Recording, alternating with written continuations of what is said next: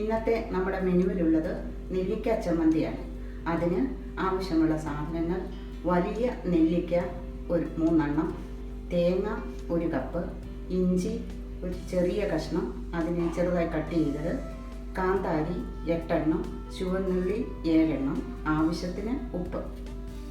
ഈ കാന്താരിക്ക് പകരം നമുക്ക് പച്ചമുളകും ഉപയോഗിക്കാവുന്നതാണ്. ആദ്യമായി നമ്മൾ കട്ട് ചെയ്ത് വെച്ച നെല്ലിക്കയും ആ ഇഞ്ചി കഷ്ണവും മിക്സിയുടെ ചെറിയ ബൗളിലിട്ട് ഒന്ന് ചതച്ചെടുക്കാം. നെല്ലിക്കയും ഇഞ്ചിയും ആദ്യം അരച്ചില്ലെങ്കിൽ നെല്ലിക്ക നന്നായി അരഞ്ഞു വരില്ല. ഈ അരച്ചതിലേക്ക് ബാക്കിയുള്ള സാധനങ്ങൾ ഓരോന്നായി ഇടാം.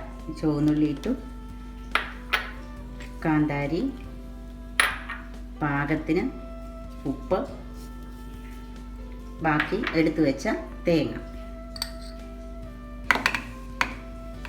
ഇതിനോടൊപ്പം 2 ടേബിൾ സ്പൂൺ വെള്ളം ഒഴിച്ച് നന്നായി അരച്ചെടുക്കുക. ഈ പരുവമാകുന്നത് വരെ അരയ്ക്കുക. നമ്മുടെ നെല്ലിക്ക ചമ്മന്തി റെഡി ആയിട്ടുണ്ട്.